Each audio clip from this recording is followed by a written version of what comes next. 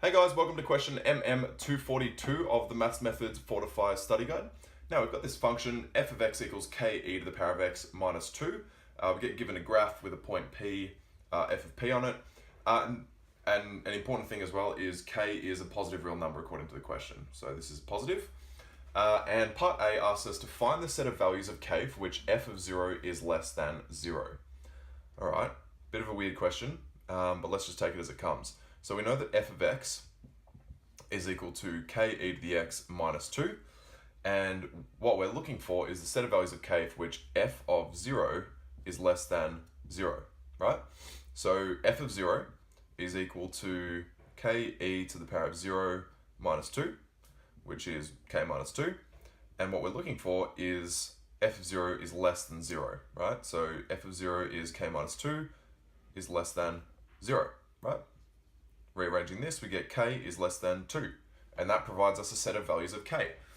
But the biggest thing is that the question tells us that k is a positive real number, right? Which means that it can't be less than 0. So k cannot be less than 0, so it has to be greater than 0, which means that k is greater than 0 but less than 2. So k is between 0 and 2. This is our first and only mark for this question. It is really strange, and it does require a little bit of thinking, but if you just take it each step at a time, like if f of 0 is less than 0, where f of 0 is this, make that equal less than 0, you will probably be able to figure it out, but I think the biggest trip up will be that positive k thing there. So that's it for part A. Let's move on to part B. Part B is part BI is a 2-mark question, and part BI 2 marks. Awesome. So part B says let k equal 1, okay? So we know that k equals 1 now. Show that L equals root p squared plus e to the power of 2p minus 4e to the power of p plus 4, where L is the length of the line segment OP. All right, awesome. So firstly, before we can figure out the length of this line segment OP, which is just this line here, we're going to need to figure out our value for p and f of p, right? Because we're going to need a coordinate to be able to find the length. So we know that f of x is equal to e to the power of x take 2, right? Because we've let k equal 1, which means k is equal to 1 here. So f of x is just e to the x take 2. Which means that p lies at p, e to the power of p minus 2, right? So we'll just replace this x with p, and this is our coordinate of point P, right? So this is our first mark of this question. Our length formula, or our distance formula, tells us that x2 minus, so our length is the square root of x2 minus x1 squared plus y2 minus y1 squared. So our first x value is p, so p minus 0, because our origin is at 0, 0, squared plus e to the power of p minus 2 minus 0 squared. Rearranging this a little bit, we get p squared plus e to the power of p minus 2 squared, which means that we get p squared plus e to the power of p squared, which is e to the power of 2p, and then we get minus 2 times this, so minus 2 times 2 times e to the power of p, plus this times this squared, so plus 4. Awesome. And that's it. That's our answer. So this is our second mark and final mark for part BI. Just work through, even if you can't see how you're going to get that answer to begin with, just keep working through this and you'll eventually get there. So that's it for BI. Let's move on to part BII. Part BII is a 3-mark question. So I'm just going to leave this down here because we're probably going to need this. Part B is a 3-mark question. And it says the length of OP is at a minimum. Find the coordinates of point P corrected 2 decimal places. Awesome. So by now, guys, if you've been working through this book, you'll start to see a pattern. And that's the whole idea of doing this book, is to start seeing patterns and start getting used to these sort of questions. So as soon as we see minimum, we should be thinking derive, then let L equal 0. So we know that L is equal to this. And according to our, do we have our calculator for this? Yep. So according to our CAS, we can say that dl dp, because our derivative is this, we're going to let it equal 0, dl dp is going to be equal to p plus e to the power of 2p minus 2e to the p over square root of p squared plus e to the 2p minus 4e to the p plus 4. And this is our first mark. Letting this equal 0 actually is our first mark. So we know that the gradient has to equal 0 because it's at a minimum. So we let that equal 0. We solve for p and cas, and that gives us p equals 0.52. Sorry if you can hear that in the background, guys. We've got construction across the road. So we've got p equals 0.52, and this is actually our second mark, right? Because we found the x value of the p coordinate, but we actually need to find the full coordinates of that point P. So in order to find the y value, we know that we know this point P lies on f of x, which means all we need to do is simply plug in p equals 0.52 into our f of x, which means we get e to the 0.52 minus 2, and this gives us our answer of negative 0.31, which means that p lies at 0.52, negative 0.31. And that's our third and final mark for this question. So that's part BII done. Let's move on to part BIII, which asks us for the minimum possible length of OP, correct to 3 decimal places. Awesome. So we know that our BIII, this is just 1 mark. So we know that our length is given by the square root of p squared plus e to the 2p, take 4e to the p plus 4, which means to find our minimum length, we know that p is 0.52 at our minimum length, which means we can simply sub this in, get 0.52 squared plus e to the 2 times 0.52 minus 4e to the 0.52 plus 4. This gives us 0.609 units. This is just a 1 mark question, so we just need to make sure that we include that units. We include 3 decimal places, and that's it for part BIII. Let's move on to part C. Part CI is a 2 mark question, and it gives us some new information for the question. So it tells us that a tangent to the graph of f of x is drawn at point P, so like this, and we need to find, correct to 2 decimal places, the equation g of x of the tangent to the graph of f of x at point P. So this is the tangent, and we're going to need to find that. So we know that our p value occurs at 0.52, negative 0.31, which is what we found in the previous couple of questions.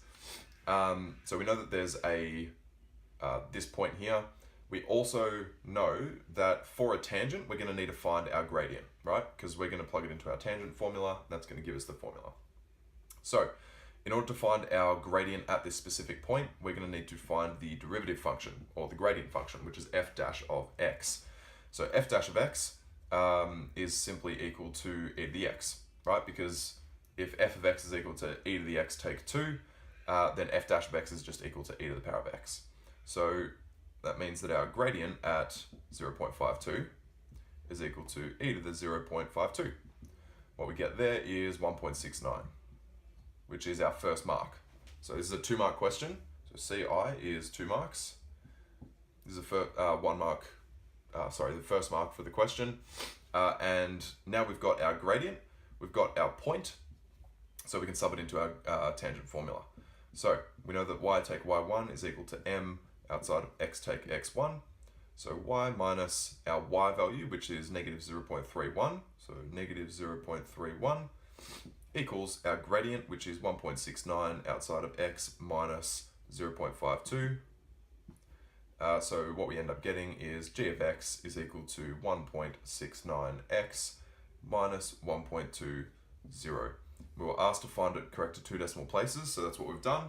That's our second mark for part CI, and that's our final answer. So let me know if you have any questions. But for now, let's move on to part CII. Part CII is another 2 mark question. CII. And we get the area, so we need to find the area bound by the graph of y equals f of x, y equals g of x, the y-axis, and the line x equals log a of 2. If yours says the line y equals log a of 2, that was just a typo on our part, so it's actually meant to be x equals log a of 2. If you've got x equals log a of 2, that's cool. So we've got the area bound by f of x. So this is our f of x. This is our g of x. So we want the area bound by this graph, the y-axis, and the line x equals log a of 2. So we're going to find an area somewhere in between here. So what we get is our area is bound by 0 to log a of 2, because our y-axis occurs at x equals 0, remember? And to find the area between two graphs, we do the top one minus the bottom one. Right? F of x is our top graph, g of x is our bottom graph, which means that dx, which means that we can simply just evaluate this. So 0 to log e of 2 of f of x, which is e to the x minus 2, minus g of x, which was 1.69x minus 1.20 dx. And then, so that's our first mark, identifying that. And then our second mark comes from actually evaluating the answer. So you kind of just got to make a decision about how much working you need to show. But I would show the integral, so e to the power of x minus 0.84 x squared minus 0.8x from log e of 2 to 0. And then from this point, I would say, I would probably evaluate this, show all the decimal places, and then say that a is equal to 0.04 units squared, where a is just our area. So this is our second and final mark for part CII. But that's it. So let's move on to part D. So part DI is a 2-mark question. And what we are asked is, suppose K is equal to A. Point Q now represents a point on the graph of f of x such that OQ, the distance from origin O to point Q, is at a minimum. The coordinates of point Q can be obtained by applying the following transformations to point P from parts B to C. A dilation by a factor of 0.43 from the y-axis, so 0.43 dilation from y, and a translation of 0.19 units in positive direction of the y-axis. All right, so positive y. DI says, find correct to 2 decimal places the coordinates of point Q. Awesome. Well, we know that Q is a transformation of point P. Okay, so point P occurs at 0.52, negative 0.31, as we found before. So if we're dilating this point by a factor of 0.43 from the y-axis, that means that we're changing our x values, right? So if we're stretching it by 0.43 from the y, we're stretching it that way, which is actually going to bring it in, which means that our next point here is 0.52, so our x values are all multiplied by 0.43 because we're dilating it from the y-axis. If you don't understand this, just ask your specific question in the comments below. I know this can be a bit confusing sometimes, but the easiest way is just going to be if you ask me a question and I answer it. So once we've dilated it, our new point is actually going to be equal to 0.22, negative 0.31. So this is actually our first mark. And then from here, we apply the translation in the y direction. So that means that our new point is going to be 0.22, negative 0.31, and because we're translating in the positive y, we add 0.19 to our y value. From here, we can say that Q is equal to 0.22, negative 0.12. And that's our value for Q. This is our second mark and our final answer for part DI. Let's move on to part DII.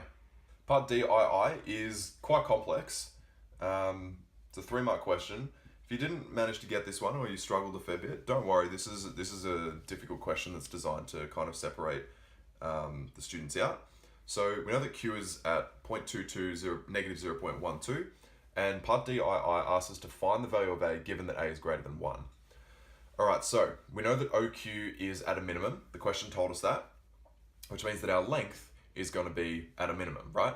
So the length from O to Q is going to be equal to, again, as always, our distance formula is x2 take x1 squared plus y2 take y1 squared, right? Now, our x value, or our length from O to Q, is going to be equal to x minus 0, because our x value at O to Q is just x, plus our y value, which is k e to the power of x take 2. But in this question, they've said let k equal 0. So we're going to say that our y value is a e to the power of x minus 2, and then our second y value is 0. So that's squared. What we end up getting is x squared plus a e to the power of x minus 2 squared. Now, you'll see why I'm doing this as we go, but according to Kaz, our dl dx, our derivative, because when we say that it's going to be a minimum, our derivative is going to equal 0, we get dl dx equals a squared e to the 2x minus 2a e to the x plus x all over a squared e to the 2x minus 4a e to the x plus x squared plus 4. So again, this is quite complex. Please don't try and do that by hand. You've got your calculator, so you might as well use it. So dl dx is equal to 0 at the minimum length of OQ, right? So OQ is at a minimum, and since Q occurs at, where am I going to put this? I'm just going to put it here. Is at 0.22, negative 0.12. Our x value is 0.22 when dl dx equals 0, right? So 0 is equal to all of this with 0.22 plugged in for x. I'm not going to write that out because it's going to be, I'll just write it out for you. So a squared, if you don't want to watch me do this, just skip this part. So a squared e to the 2 times 0.22 minus 2a e to the 0.22 plus 0.22 over square root of a squared e to the 2 times 0.22 minus 4a e to the 0.22 plus 0.22 squared plus 4. Bit of a mouthful, but what we're going to get is, this is actually our first mark. So letting that equal 0 is our first mark. We just need to recognize that our x value is 0.22, and we're trying to find out what a is. So at this point, we've got an equation with only a as our unknown, right? So we've got, our only unknown in this is a, so we can actually solve for a now. So according to Kaz, a is now equal, so we would solve this in Kaz. A is equal to 0.09 or a is equal to 1.51.